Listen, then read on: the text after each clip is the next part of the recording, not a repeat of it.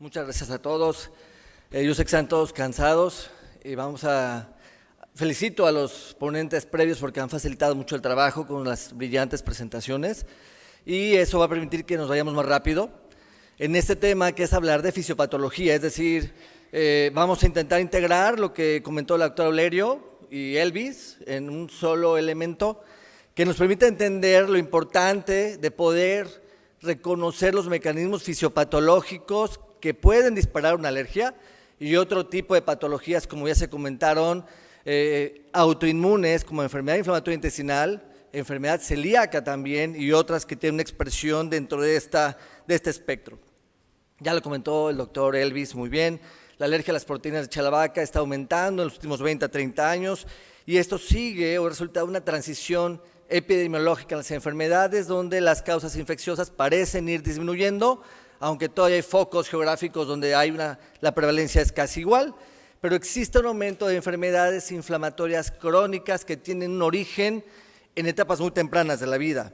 Y entonces es muy importante entender cuando existe este patrón de patologías, cuáles son los mecanismos inmunológicos involucrados y en qué momento nosotros podemos realizar una intervención. Hablando específicamente de alergia a las proteínas de chalabaca, vemos en la diapositiva, como ya se comentó, existe una interacción continua de dieta, microbiota gastrointestinal y factores disparadores como estrés, medicamentos o incluso algunas otras enfermedades.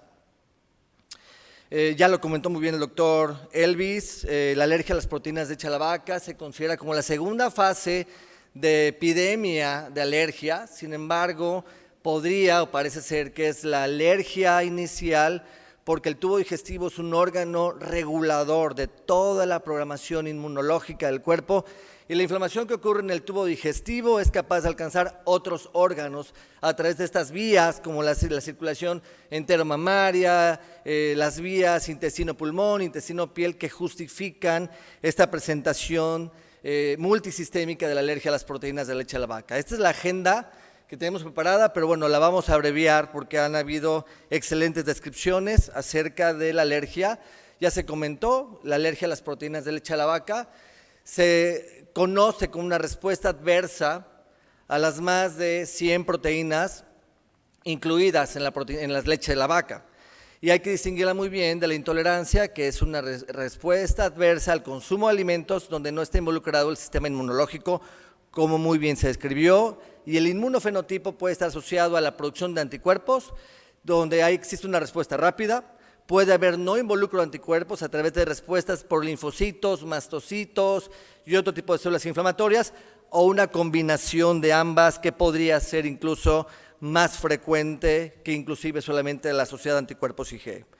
En las definiciones de alergia, aquí yo les traigo unas conocidas y otras propuestas. Por ejemplo, ya sabemos que es una respuesta adversa a las proteínas de leche de la vaca, pero también puede ser una falla en los mecanismos de programación temprana, es decir, en un paciente con una inmadurez inmunológica que se expuesta a una proteína extraña, la forma en cómo responde a esto y cómo genera una respuesta inmunológica puede hacer que él tenga, obviamente, este sesgo al desarrollar alergia. No hay que olvidar que durante el embarazo, el bebito tiene una respuesta, sobre todo TH2, para evitar el rechazo. Cuando nacemos, nuestra respuesta inmunológica es TH2 y es a través de la colonización bacteriana y la alimentación con leche materna cómo se recupera ese balance, reduciendo esta respuesta TH2 y desarrollando una respuesta T reguladora. Por lo tanto, una alteración en este eje de contactos tempranos con la microbiota, la dieta y el sistema inmunológico gastrointestinal son fundamentales en el desarrollo de la tolerancia oral.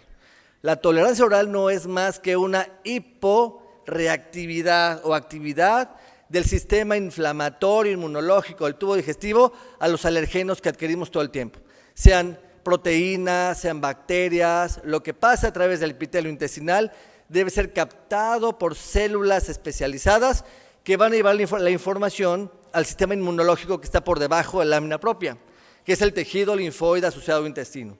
Cuando esto ocurre de una manera armónica, donde tenemos microbiota benéfica con bifidobacterias y lactobacilos, son captadas por células presentadoras de antígeno, células dendríticas o macrófagos y llevan la información a los folículos linfoides y a las placas de Peyer, y si todo está padrísimo, se desarrolla esta tolerancia oral, con la producción sobre todo de linfocitos T, FOXP3 reguladores.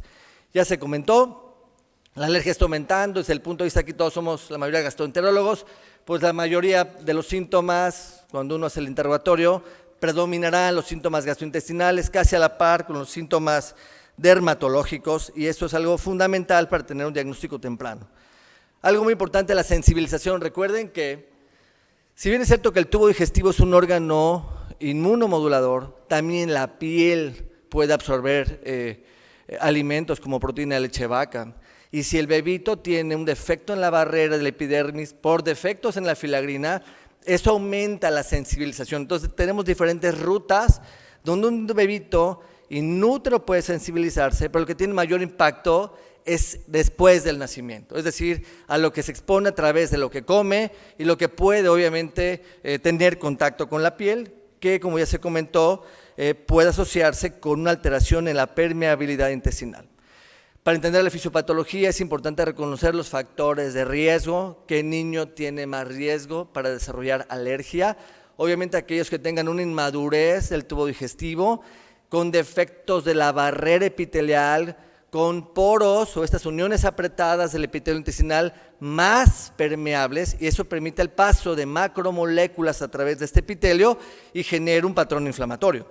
Desde el punto de vista genético vemos aquí, si un papá o un familiar tiene alergia, el riesgo aumenta un 30%, si son los dos, un 50%, y existen factores ambientales o el exposoma o epigenéticos muy importantes que se han comentado.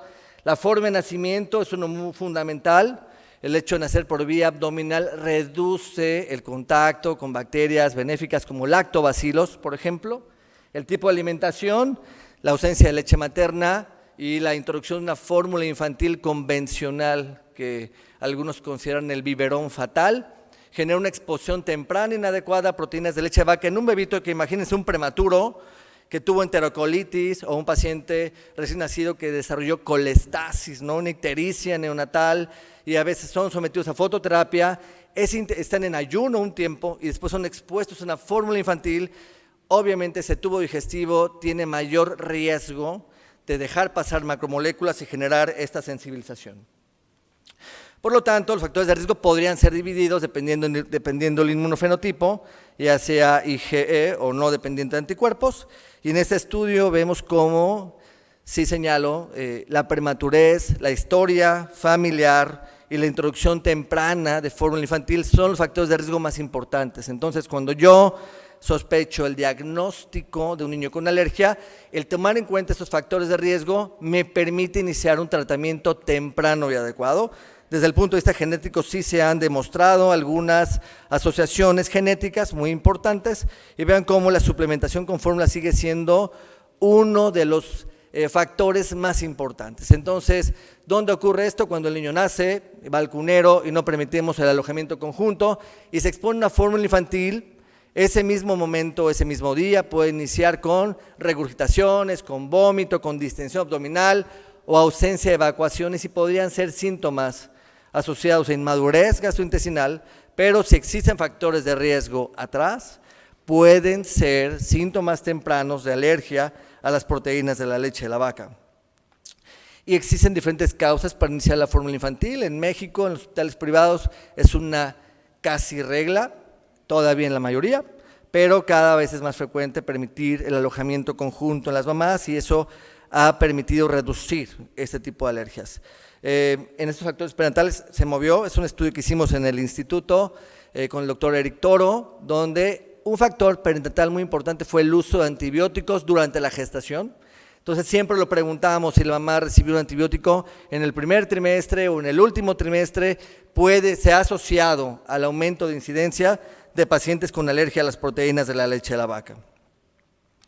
¿Y cuáles son los mecanismos fisiopatológicos más importantes? Aquí yo les demuestro, ya nos han comentado a lo largo del día, el tubo digestivo tiene una lámina única de células unidas unas con otras, y en cada célula están las uniones apretadas que actúan como poros semipermeables. Vemos a su derecha cómo esta lámina, este epitelio intestinal, que no tiene bacterias y vemos como la placa de Peyer no está completamente desarrollada ni los nódulos linfáticos mesentéricos.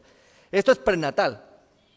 Una vez que se expone a la cantidad de partículas bacterianas, vemos como este contacto sobre el epitelio intestinal, recuerden que aquí hay un moco protector, que es doble, es una capa doble de moco, permite que haya este cúmulo de bacterias en ese moco, limitando el paso de las bacterias patógenas y permitiendo, vean ustedes cómo, ciertas células presentadoras de antígenos, como células dendríticas, manden un pseudópodo o un bracito, tomen la bacteria adecuada y lleven la información a esta placa de Peyer que tiene linfocitos inmaduros, y dependiendo si es la bacteria adecuada y la célula presentadora adecuada, pues la respuesta aquí será una respuesta T reguladora, que mejorará el efecto de barrera, generará un moco mucho más grueso y estimulará la producción de inmunoglobulina A secretora, generando tolerancia y protección inmunológica a este bebé. De tal suerte que la programación inmunológica temprana depende ¿de qué? De diversos factores, los nutrimientos que adquiere a través de la leche materna el bebé y niños no alimentados con leche materna, fórmulas infantiles que se han modificado con el tiempo y ahora contienen alimentos funcionales, prebióticos, probióticos, simbióticos, postbióticos y chuchobióticos, todos los que queramos mencionar. Y entonces, tomando en cuenta factores de riesgo y la microbiota que coloniza de forma temprana, ambas tienen un contacto y un estímulo en este sistema inmunológico gastrointestinal que modulan la respuesta inmunológica.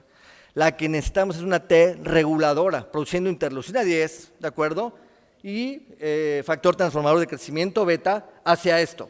Entonces, la tolerancia oral se puede asociar también a una eubiosis, una composición bacteriana principalmente asociada a bacterias benéficas. Aquí vamos a intentar acelerar este video que yo los traigo, que es el modelo de enfermedad de Crohn. A ver si lo podemos acelerar un poco. La idea es que a través de este video ustedes puedan ver cómo el epitelio intestinal es armónico. Vemos cómo está nos comentaba la doctora de patología, ese ribete de vellosidades, donde están las partículas bacterianas llegando. A ver si lo podemos acelerar un poquito, antes de que se nos duerma el público. Un poquito más. Es el modelo para entender enfermedad de Crohn, pero creo que nos permite saber cómo llegan las partículas bacterianas, la dieta, van a entrar en contacto con el epitelio intestinal. E igualmente los probióticos deben de resistir todo el proceso de digestión del estómago y llegar intactos al colon. También los prebióticos lo deben de hacer. Y al entrar en contacto, vamos a ver, esto no me lo cuentan, ¿verdad? No es cierto, en el tiempo, no es cierto. Vean ustedes cómo, ahí tenemos una placa de Peyer y esta vellosidad, vean ustedes, es un nódulo linfático mesentérico. La idea es que esto se empieza a colonizar y todas esas estructuras maduran para tener un armamento inmunológico adecuado. El epitelio se especializa en las células que están aquí y aquí está el moco. Vamos a dejar a la mitad del video, nada más vamos a ver la parte bonita, ¿no? Y aquí están las T, células B, macrófagos. La idea, y aquí está una célula M, que son estos porteros que también permiten una transitosis de las partículas bacterianas particuladas para entrar en contacto con todo este armamento inmunológico. ¿Qué necesitamos que ocurra? Una bacteria adecuada, ¿de acuerdo? Pasa a través de esta célula M y sensibiliza a una célula dendrítica. Al sensibilizarla, esto es como el primer beso, eso no se olvida, ¿no? Empieza una cascada de educación inmunológica. Y entonces esta célula es como jugar a los quemados, tocará a las otras células ¿para qué? Para iniciar esta cascada de programación. ¿Qué necesitamos hacer? Alimentar a los niños con riesgo de alergia a tiempo. A tiempo, y de esta forma ocurre toda esta respuesta inmunológica. La que sigue, por favor. Porque me quedan pocos minutos, aunque me dijeron que me iban a regalar 10. La que sigue. Dame la que sigue. Cuando esto no ocurre, se inicia la inflamación que conocemos todos. Entonces, la que sigue, por favor. Lo que yo quiero señalar, a ver, creo que tiene una animación, ¿me puedes dar la que sigue? Yo soy yo, ¿verdad? Ya me puse aquí. Vean ustedes cómo la inmunidad innata, que involucra son todos los mecanismos de barrera inmunológica, mastocitos, basófilos, eosinófilos, ¿de acuerdo?, que intervienen en esta respuesta inflamatoria que podemos ver exacerbada en la alergia a las proteínas de leche de la vaca. La inmunidad celular es la inmunidad de memoria y este es nuestro principal objetivo cuando hablamos de tolerancia oral. Vemos cómo, vean, existen ciertas células que tienen una función y cuando se modifica podemos tener síntomas. Ya comentaba Elvis de la asociación de alergia alimentaria que genera una inflamación del tubo digestivo y cómo puede modificar, vean ustedes, los linfocitos T, comentaba la doctora, una linfocitosis del tubo digestivo puede dañar el plexo mentérico de Auerbach y generar trastornos de motilidad. Y eso lo podemos ver porque puede tener justamente en el complejo motor migratorio un impacto. Los mastocitos también alteran la motilidad con la liberación de la producción de histamina. Los eosinófilos son los Rottweilers, ¿no?, de la inflamación, esos acaban con todo, pueden infiltrar músculo, mucosa, submucosa realmente y generar trastornos de motilidad y trastornos inflamatorios muy importantes. Y entonces ya lo comentó muy bien Elvis también acerca de la alergia que se puede asociar a trastornos funcionales y entonces un objetivo a largo plazo también será modificar a largo plazo esta presentación y entonces los alergólogos tienen su marcha alérgica y mi maestro el doctor Jaime Ramírez hablaba de la marcha gastrointestinal. ¿Qué es eso? Un niño con una alergia alimentaria que se manifiesta como cólico en el periodo lactante podría ser un preescolar con reflujo gastroesofágico que no mejora el tratamiento médico o incluso quirúrgico, porque tiene un trasfondo inflamatorio asociado a proteínas de leche de vaca, ser el escolar con dolor abdominal crónico, incluso el adolescente, y el adulto con síndrome de intestino irritable, porque se puede presentar. Entonces, la marcha gastrointestinal involucra trastornos de inflamación y de hipersensibilidad. Esto ya lo vimos en cuanto al diagnóstico, lo comentó muy bien Elvis, no lo vamos a profundizar. Lo único es que los trastornos mixtos que involucran anticuerpos y células generalmente afectan mucho más el tracto gastrointestinal, pero pueden tener esta presentación en piel y tracto respiratorio. Este es un estudio que hizo el doctor Roberto Cervantes en el Instituto Nacional de Pediatría. Vemos cómo las presentaciones clínicas en grupos menores de 6 meses con alergia y grupos mayores de 6 meses ya alimentados o con ablactación, es la regurgitación, la irritabilidad, la distensión abdominal y la dermatitis atópica con laringoespasmo fueron las manifestaciones más frecuentes y eso hace que sea más difícil poderlas distinguir de trastornos funcionales digestivos. Entonces, ¿cuál es el tratamiento? Ya que conocemos esta fisiopatología y como en enfermedad inflamatoria es un inicio rápido y adecuado. ¿Cómo selecciono yo el tipo de tratamiento? Entonces, estos son los objetivos de promover un óptimo crecimiento y desarrollo con todos estos, a evitar lo que ya comentaron, la marcha atópica y marcha gastrointestinal. Este es el impacto, ya también se comentó en el tratamiento, vean, un aumento en los últimos 20 a 30 años, con presentaciones más severas. De hecho, hay niños que pueden debutar como alergia a las proteínas de la leche de la vaca y con el tiempo sorprendernos y tener una enfermedad inflamatoria intestinal, ya sea colitis ulcerosa o enfermedad de Crohn. La idea es que en niños que no sean prematuros, de buen peso y buena talla, que tengan una enterocolitis o una enterocolitis asociada a enteropatía asociada a proteínas de leche de vaca, pues la selección del tratamiento es completamente distinto, pero el tratamiento prolongado también tiene riesgos con dietas restrictivas prolongadas y deficiencias de macro y micronutrientes. Hay niños que tienen 3 años, siguen tomando fórmula en México extensamente hidrolizada o elemental y 2 comidas, porque entonces lo restringen de todo, o ya no toman ni fórmulas, toman lechadas, ¿no?, de arroz o lechadas de almendras o de coco. Lo más importante es esto, que existe una persistencia en pacientes que tienen inicios tempranos y un costo elevado en esta evolución. ¿Cómo es el tratamiento? Lo podemos englobar en prevención primaria, secundaria y terciaria, ya todos la conocemos. La prevención primaria, ¿qué es? Evitar un contacto con el alergeno en pacientes pues de alto riesgo. A ver si el papá es alérgico y luego los dos, nace el niño y casi se divorcian, ¿no? La culpa es tuya y se voltean los dos. No, mire señor, el riesgo es si un papá es alérgico y los dos se señalan. Bueno, los dos son culpables, ¿no? Porque el riesgo aumenta hasta un 80%. Si nace por cesárea, si fue prematuro, si recibió fototerapia, si recibió antibiótico, le pusieron una sonda, todo eso es un factor de riesgo. Pero el niño que es sano El poder darle leche materna reduce mucho este riesgo de forma importante y nacer por la vía vaginal lo hace también. Prevención secundaria, vean, es el manejo de la enfermedad. Y eso vamos a hablar más adelante. Y la prevención terciaria es inducción de tolerancia. Y aquí están los ejemplos, más o menos vemos cómo la prevención primaria involucra una introducción, la pregunta es temprana de ciertos alimentos, la realidad es que es restricción a la mamá. La pregunta es si esto sirve para prevenir alergia en los niños. Vean, prevención primaria, generar partos vaginales, lactancia materna. La secundaria es el tratamiento que usualmente manejamos. Leche materna, lo comentaron muy bien. Yo voy a señalar componentes bioactivos, oligosacáridos y bacterias. Es decir, ¿cuál es el mejor simbiótico que tenemos? La leche materna, cumple los dos. Y la otra pregunta es, oiga, ¿por qué quitamos a las mamás la proteína de leche de vaca de la dieta? Y ese es el todo.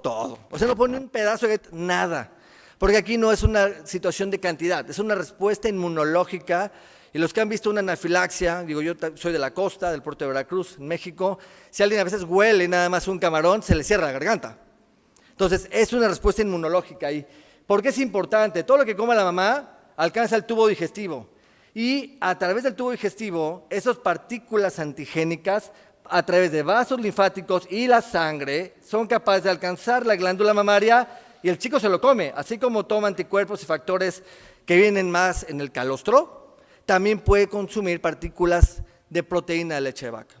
También si el niño tiene dermatitis atópica o una piel seca, eso aumenta el riesgo de contacto y de sensibilización. Por eso es que la restricción a la mamá una vez que el niño nace es importante. No hay un estudio que de forma contundente haya demostrado que a una mamá que tiene el primer bebé, dejarle en restricción de dieta reduzca el riesgo de alergia alimentaria. No está justificado.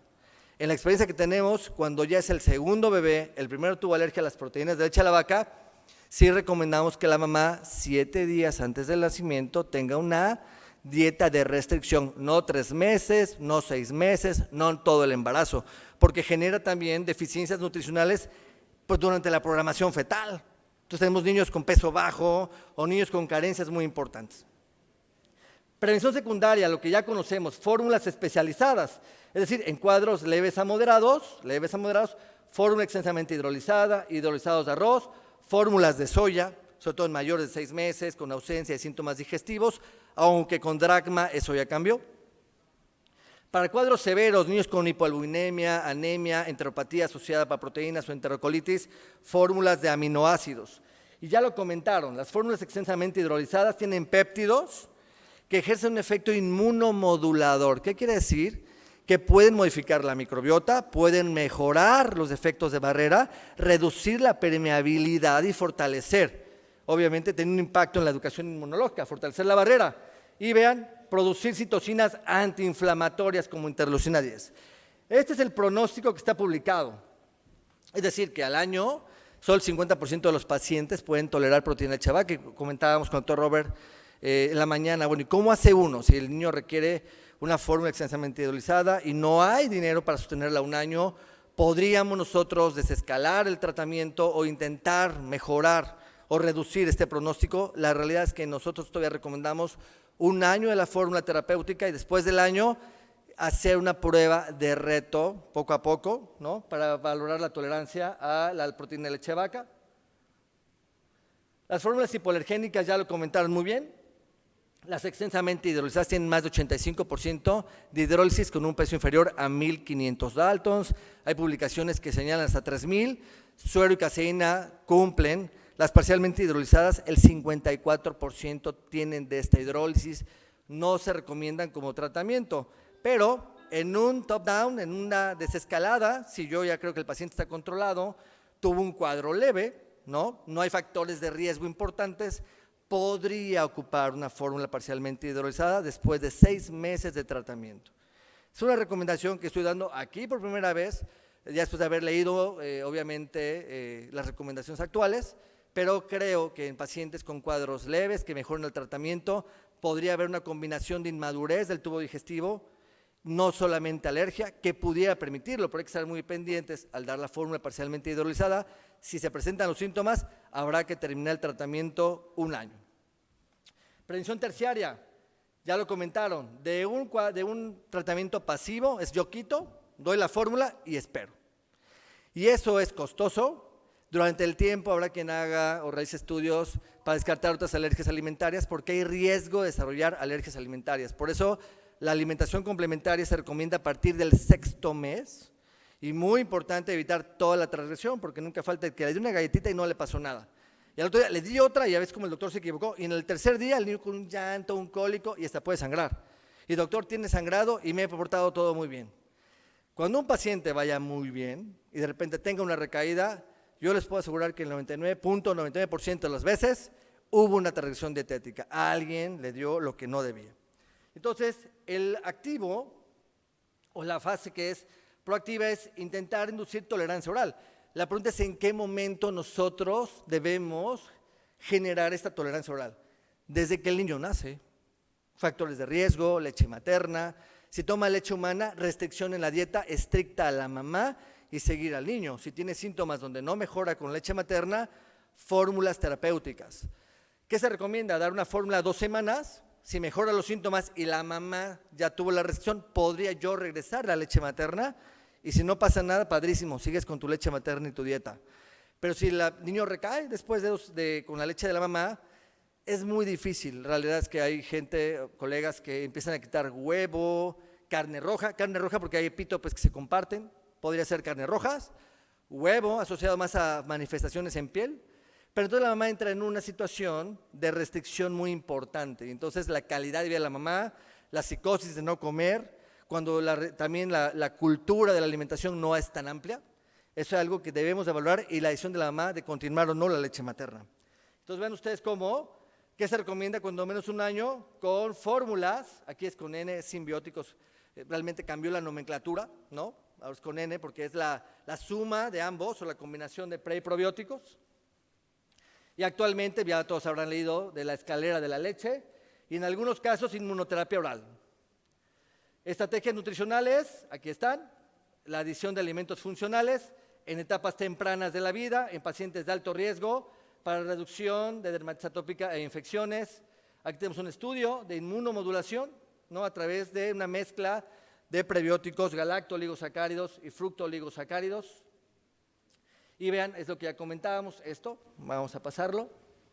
¿Qué es un prebiótico? Ya lo comentó el doctor Olerio, son carbohidratos complejos que, vean ustedes, tienen estos efectos: fortalecer la barrera epitelial, producir inmunoglobulina secretora, inhibir la adhesión de patógenos, modificar el glicoma, es decir, donde se pegan las bacterias malas, que son unas estructuras de glicoproteínas, por ejemplo, vamos a ponerlo aquí, es esto.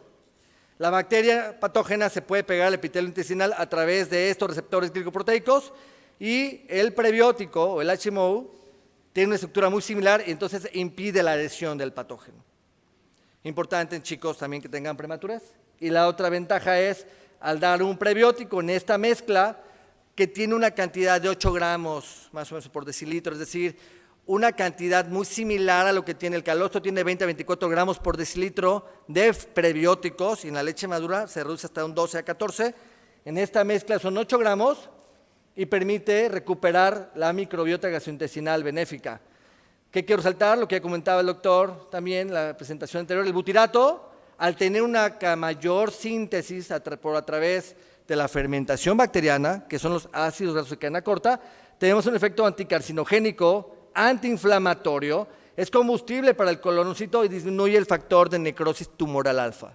Estamos teniendo un ambiente antiinflamatorio a través de la dieta, es modulación a través de componentes funcionales.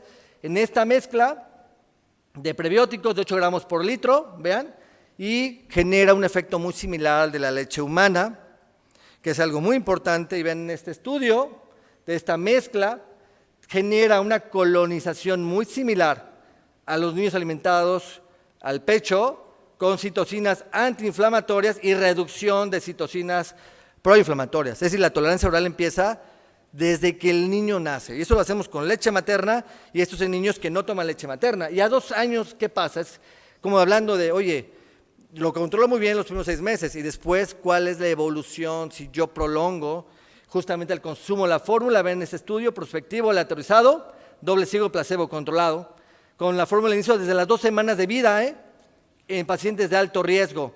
Y obviamente para valorar, perdón, el impacto en urticaria, fiebre y uso de antibióticos. Es decir, el reducir una inflamación gastrointestinal tiene un impacto, obviamente, en los primeros años de la vida, que es la ventana inmunológica, la ventana de la oportunidad, donde la colonización bacteriana tiene mayor impacto.